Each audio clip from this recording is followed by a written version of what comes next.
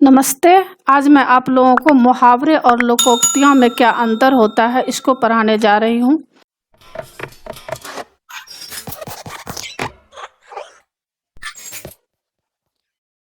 और इससे पहले मैं क्लास 7, 8, 9, 10 का सारा वीडियो बना चुकी हूँ।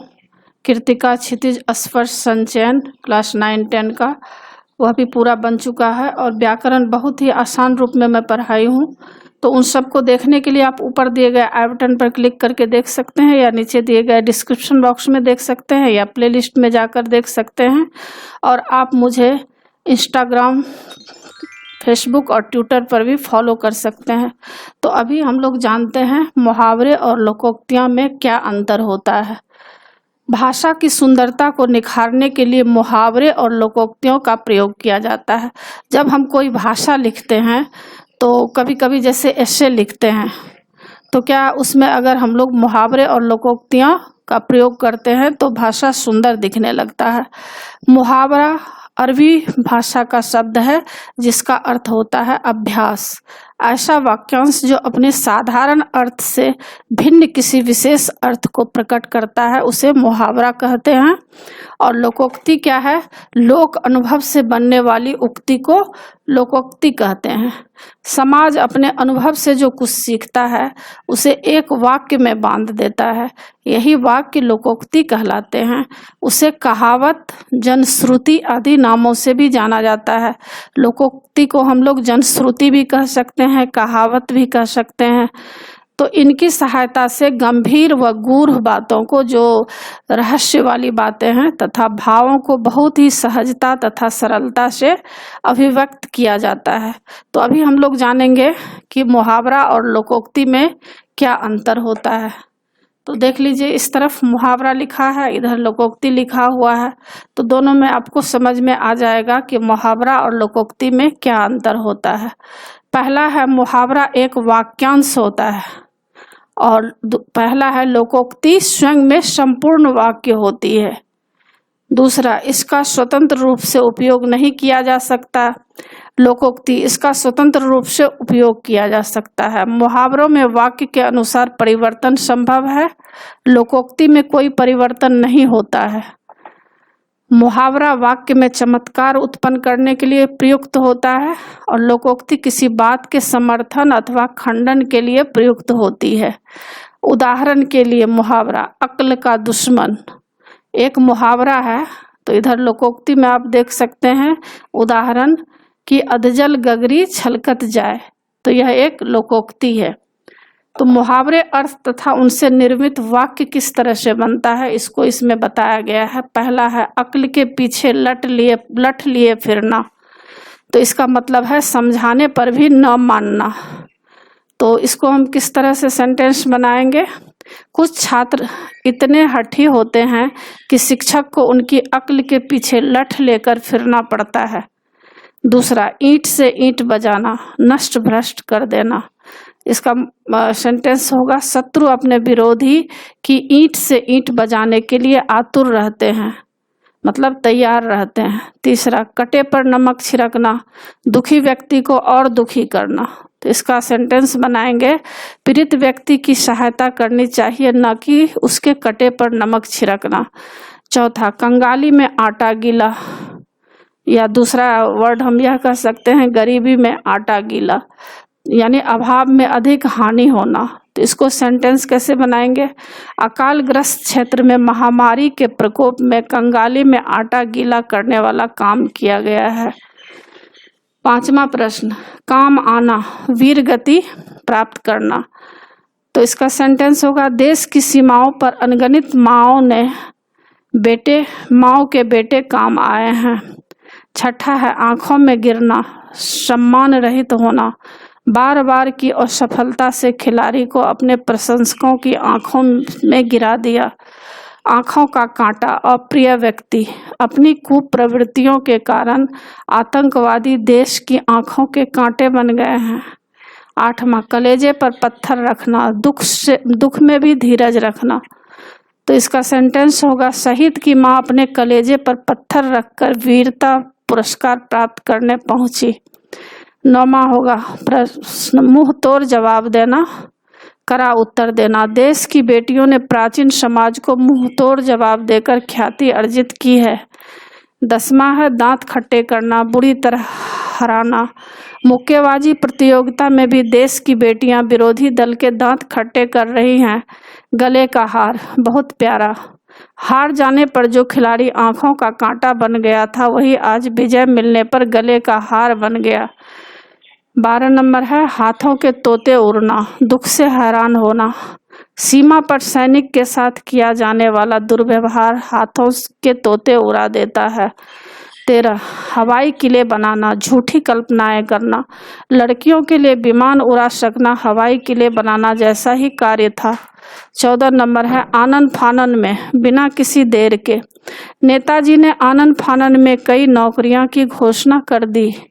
15 नंबर है आंख का काजल चुराना, सफाई के साथ काम करना। चोर ने राजा का मुकुट चुराकर आंख से काजल चुराने जैसा काम किया है। 16 नंबर है आधा तीतर आधा बटेर, मतलब बेढंगा। पाश्चात्य सभ्यता का अनुकरण करने वाले भारतीय आधा तीतर आधा बटेर जैसे हो गए हैं। 17 नंबर है अढ़ाई दिन की हुकूमत, कुछ ही दिन की शानो शौकत। कितना ही बड़ा साम्राज्य क्यों न हो, सबकी हुकूमत अढ़ाई दिन की ही होती है। 18 नंबर है 8 आंसू रोना, बहुत पछताना। सोहन हमेशा परीक्षा के समय पढ़ाई नहीं करता है और सफल होने पर फिर 8 आंसू रोता है। 19 नंबर है उड़ती चिड़िया पहचानना, राज की बात दूर से जान लेना। इसका सेंटेंस होगा CID उड़ती चिड़िया पहचान लेती है। 20 नंबर है एक टांग पर खड़ा होना, काम के लिए तैयार रहना। गृह निर्माण कार्य संपन्न होने तक मुखिया जी एक टांग पर खड़े रहे। 21 नंबर है कांटे बिछाना, मुसीबत पैदा करना। लड़कियां आगे ना बढ़ सके, इस क्षेत्र में समाज सदैव कांटे बिछाते रहा। 22 नंबर है कड़वे घूंट पीना और सहनीय बात को सहना। बेरोजगार व्यक्ति को पग पग पर अपमान के कड़वे घूंट पीने पड़ते हैं। 23 नंबर है खिलखिला पड़ना, खुश हो जाना। बगीचे में फूलों के खिलने से माली भी खिलखिला उठा। गागर में सागर भरना, कम शब्दों में अधिक कहना। बिहारी के दोहे गागर में सागर भरने का काम करते हैं। 25 नंबर घाट घाट का पानी पीना, अनुभवी होना। घाट घाट का पानी पीकर ही उच्च पद प्राप्त किया जा सकता है। 26 नंबर चांदी काटना, बहुत पैसे कमाना। किसान ने अपने बच्चों की खेती से चांदी काट सकने की कला सिखाई। 27 नंबर छप्पर फाड़ कर देना, बहुत लाभ होना। परिश्रम का सुखद फल मिले तो लगता है भगवान ने छप्पर फाड़ कर दिया है। 28 नंबर है जड़ से उखाड़ना, पूर्ण रूप से नष्ट कर देना। स्वतंत्रता सेनानियों ने भारत से अंग्रेजों को जड़ से उखाड़ फेंकने का संकल्प लिया था। 29 नंबर झगड़ा मोल लेना, जान कर झगड़े में पड़ना। आजकल लोग दूसरे के मामले में पड़ना झगड़ा मोल लेना समझते हैं। 30 नंबर है टस से मस न होना, बिल्कुल न हिलना। अकर्मण्य लोगों को काम करने के लिए कहा जाए तभी वे टस से मस नहीं होते। अब देखिए लोकोक्तियां, अर्थ तथा उनसे निर्मित वाक्य है।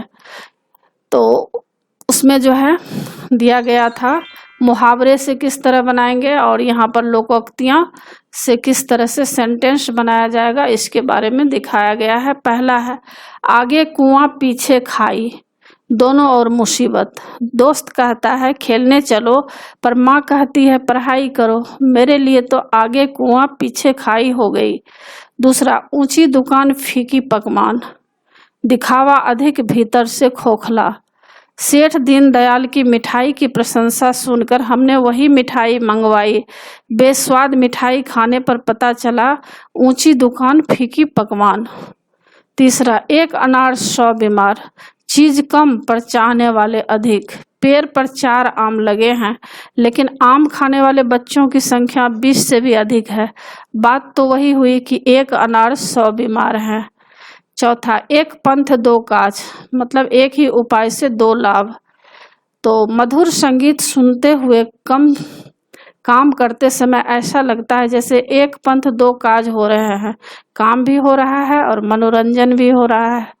5वां ओखली में सिर दिया तो मुसलों से क्या डर, इसका सेंटेंस, इसका अर्थ होगा कठिन काम को करने में कष्ट सहने पड़ते हैं। तो इसको किस तरह सेंटेंस बनाएंगे? निर्वासित हुए परिवार को सहारा देते समय शंकर को अनेक कठिनाइयों से गुजरना पड़ा, तब उसके मुंह से निकल ही गया, जब ओखली में सिर दिया तो मूसलों से क्या डरना। 6 नंबर है, कहाँ राजा भोज कहाँ गंगू तेली। इसका अर्थ है दो व्यक्तियों की प्रतिष्ठा में जमीन आसमान का अंतर। सेंटेंस इस तरह होगा, कृष्ण और सुदामा की दोस्ती राजा भोज और गंगू तेली के समान ही है। 7वां, खग ही जाने खग की भाषा। इसका अर्थ है साथी ही साथी का स्वभाव जानता है। सेंटेंस इस तरह होगा, महाराणा प्रताप अपने घोड़े चेतक की और चेतक प्रताप की मूक वाणी को भी समझने में सक्षम थे, इसलिए कहते हैं खग ही जाने खग की भाषा। 8वां है, खोदा पहाड़ निकली चूहिया। अधिक मेहनत करने पर कम फल मिलना। सेंटेंस होगा इस तरह, जमीन के नीचे हीरे जवाहरात गढ़े होने की बात सुनकर भाइयों ने जमीन खोद डाली, उसमें से केवल एक ही गहना मिला, तब उन्होंने कहा खोदा पहाड़ निकली चूहिया। आगे 9 नंबर है, अक्ल बरी या भैंस। बुद्धि शारीरिक शक्ति से अधिक श्रेष्ठ होती है। सेंटेंस इस तरह होगा, चतुर खरगोश ने अपनी अक्ल से शेर से कुएं में छलांग लगवाकर यह सिद्ध कर दिया कि अक्ल बरी होती है, भैंस नहीं। 10वां होगा, गंगा गए गंगादास जमुना गए जमुनादास। इसका अर्थ होगा अवसरवादी होना। इसका सेंटेंस होगा, शीतल का स्वभाव ही ऐसा है, जब उसके अंक अधिक आए तब वह उसकी ओर चली जाती है, उस पर वह यह उक्ति चरितार्थ होती है, गंगा गए गंगादास जमुना गए जमुनादास। 11 नंबर है, घर की मुर्गी दाल बराबर। घर की चीज की कद्र नहीं होती। सेंटेंस इस तरह होगा, ज्ञानी भाई की बात को अनसुना करके सावन पड़ोसी की बात अधिक मानता है, बात तो वही हुई, घर की मुर्गी दाल बराबर। 12 नंबर है, चमरी जाए पर दमरी न जाए, बहुत कंजूस होना। सेंटेंस होगा, सेठ ने अपनी चाय में गिरी मक्खी को निकालकर वही चाय वापस पी ली, तब उसके नौकर ने दबे मुंह कहा चमरी जाए पर दमरी न जाए। 13 नंबर, न रहेगा बांस न बजेगी बांसुरी, झगड़े की जड़ ही नष्ट कर देना।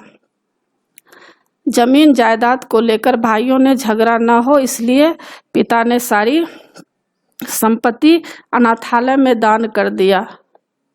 तो इसी के साथ बच्चों पाठ की समाप्ति होती है। आशा है आपको समझ में आ गया होगा।